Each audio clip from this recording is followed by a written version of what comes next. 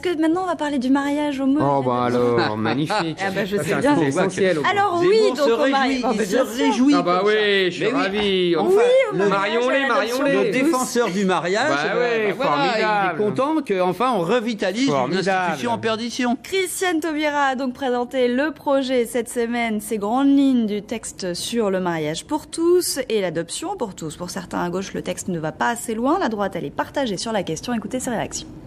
Je dis à mon camp, ne mettez pas une campagne de retard. Déjà sur le Pacs, ça s'est passé et tout le monde y est rallié maintenant. Ne faites pas la même chose sur le mariage gay. Je pense que quand les élus locaux qui ne souhaiteraient pas, pour des raisons de conscience, de conviction, d'éthique personnelle, célébrer un mariage homosexuel, je crois qu'il faut quand même leur laisser la possibilité de pouvoir ne pas le faire. Ceux qui disent qu'à l'occasion de ce projet, on pourrait faire encore plus ou aller plus loin. Jusqu'à l'adoption, jusqu'à la procréation. Ce qui a été dans le programme de François Hollande, c'est le mariage et l'adoption.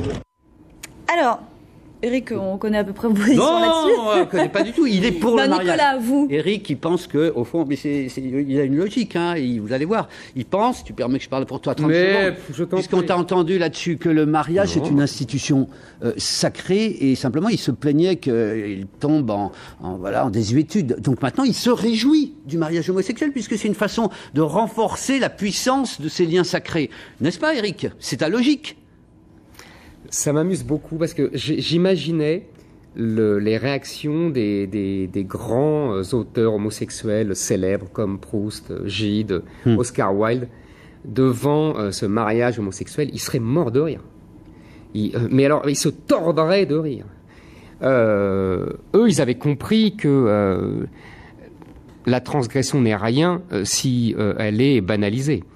Eux, ils avaient compris que justement le mariage, c'est le lien social. C'est pour éduquer les enfants. Ce n'est en rien la consécration d'une histoire d'amour. D'ailleurs, le Code civil ne parle pas d'amour. Il parle de protection, de fidélité. Il n'y a pas le mot amour là-dedans. C'est un mythe moderne, ridicule, qui veut romancer tout, et qui détruit tout par la romance.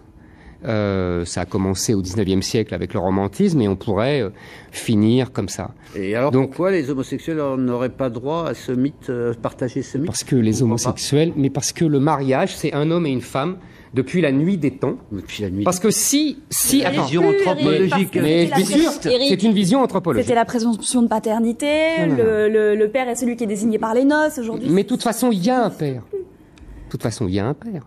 Simplement, il est nié. C'est la logique de l'époque. Il est nié, mais il existe. Elles le font pas toutes seules, le môme. Parce qu'en général, c'est surtout les femmes homosexuelles qui revendiquent le mariage pour l'adoption. Elles le font pas toutes seules. Il y a un père, seulement il est nié. C'est tout. À partir du moment... C'est le fantasme d'Éric. Mais pas du tout, mais c'est la réalité. L'extermination du mal dominant. Évidemment. C'est un fantasme. C'est la logique, c'est pas un fantasme, c'est une réalité. C'est l'extermination du mal. Absolument. Regarde les postes de pouvoir. C'est l'extermination du père. Tenus par les mâles. Alors mais parce que justement, ils se fait la démonstration quand tu veux. Ils se défendent. Et alors, je vais te dire quelque chose, une dernière chose. Oui, après. Si on fait du mariage uniquement la consécration d'une histoire d'amour, parce que c'est ça le grand argument. On est d'accord. Moi, je propose... C'est ça le grand argument. C'est ils s'aiment, donc ils ont le droit de se marier. C'est ça, c'est le seul argument. Non. Puisque, évidemment... je vais venir, je crois pas. Mais parce que l'égalité... Si tu me sors l'égalité, Nicolas, l'égalité, c'est pour les individus. Ce n'est pas pour les couples. Donc il faut arrêter ce délire. Hein. Donc si... excuse-moi, l'individu, c'est l'individu. Dans la Révolution française, dans la Déclaration des droits de l'homme, c'est les individus qui sont égaux, pas les couples. Pas des droits mais ils ont le droit de se marier, les homosexuels. Selon leurs convictions, mais ils ont le droit de se marier avec les femmes, leur religion. Attends, ils ont le droit de se marier. Ils ont le droit de se marier, Nicolas. Un homosexuel a le droit de se marier avec une femme et une homosexuelle a le droit de se marier avec un homme. Je te rappelle aimablement. Donc l'égalité est respectée. Bon. Si c'est uniquement l'histoire d'amour qui consacre le mariage, moi je propose qu'il n'y a aucune raison, si un frère aime une sœur, il a le droit de l'épouser. Si on a le droit, si on s'aime à 3 ou 4, on a le droit de se marier à 3 ou 4. Il faut donc rétablir la polygamie, puisque l'amour consacre tout ça, et il n'y a plus de limite. Donc j'attends la prochaine étape, qui est la restauration de la polygamie et l'autorisation du mariage entre frères et sœurs qui s'aiment.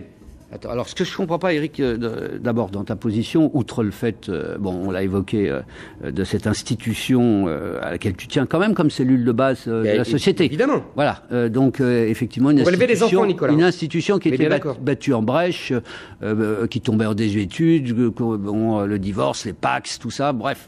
Le voilà revalorisé. Donc c'est le premier point. Elle est parodiée, Nicolas. Elle n'est pas revalorisée, elle est parodiée. Comment ça? C'est de la parodie. J'ai jamais vu autant de. C'est de la parodie. Enfin, mais c'est du baratin, c'est de la parodie. Social. Et alors j'en viens au second point. J'en viens au second point. Je répondrai après. Oui. Il ne s'agit pas seulement d'une égalité des droits, je suis en désaccord total avec toi, je pense que c'est important quand même, mais comment dire, c'est presque une inscription de l'ordre du mythologique, comme tu le disais, qui est indispensable. Et toi qui luttes contre les communautaristes, je ne comprends pas que tu veuilles renvoyer les homosexuels dans des ghettos et avec des droits différents, au fond, du reste des citoyens.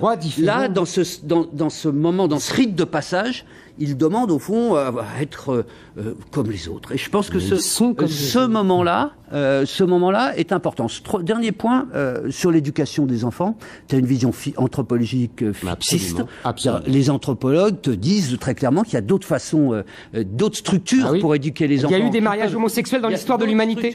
Est-ce qu'il y a eu ça, Nicolas? Il y a d'autres structures qui existent. Non, mais réponds à ma question. Est-ce qu'il y a eu ça? Non, mais c'est dans l'histoire de l'humanité, il n'y a jamais eu ça. Il y a la polygamie, il y a la polyandrie. Ce que je dis. Voilà, qui ont permis l'éducation. Il y a des sociétés où on confie l'éducation des enfants à des oncles, par exemple. Des aujourd'hui 2 à 300 000 enfants. Rétablissons la polygamie. 2 à 300 000 enfants élevés dans des familles. Oui, et on n'a pas prouvé que ces enfants élevés dans d'autres structures le soient tellement plus mal que dans les structures classiques. D'abord, t'en sais rien. Je veux dire, les études là-dessus ne donnent pas de résultats probants. Alors tu pourras toujours me sortir une étude du fin fond de Michigan ou je sais pas où, mais je pourrais t'en sortir une contraire. Il n'y a rien d'établi de manière. Nicolas. Et enfin, je terminerai sur la position du mal. Ce qu'on constate quand même, c'est que dans ces couples où toi tu dis on est en train de tuer le père, la figure paternelle, au fond, quand c'est pas un père présent, c'est un oncle, c'est un ami de la famille, c'est quelqu'un, je veux dire, elle est rétablie. Il n'y a pas de disparition, d'explosion de la virilité, rassure-toi. Mon pauvre, tu marches dans tous les panneaux, c'est ça qui me signe. Tu marches dans le discours. Ça veut dire que je suis en désaccord avec toi. Tu marches dans le discours d'un lobby. Tu marches dans un discours d'un lobby. Parce que je vais te dire, tu vas voir. Le lobby majoritaire. Le lobby homosexuel, pas du tout. Non, jusqu'ici. Non. Jusqu'ici. Maintenant, tu es battu en brèche. Écoute-moi bien. Je prends les paris avec toi. Parce qu'il nous reste 2 minutes 30. Comme le Pax. Je te signale que le Pax, vous nous avez tenu les mêmes discours. Et que finalement, c'est 95% des hétérosexuels qui se paxent. Les homosexuels ne se paxent pas. C'est un mythe encore. Et ben, ça sera la même chose. Parce qu'en fait, la famille, le mariage, c'est un homme et une femme, que ça te plaise ou non. Et tu verras que ça va être... On règle le problème de la minorité d'une minorité, alors que le vrai problème majeur de société, c'est le divorce des hétérosexuels. Allez, le texte est présenté dans un mois en Conseil des ministres, on aura l'occasion d'y revenir.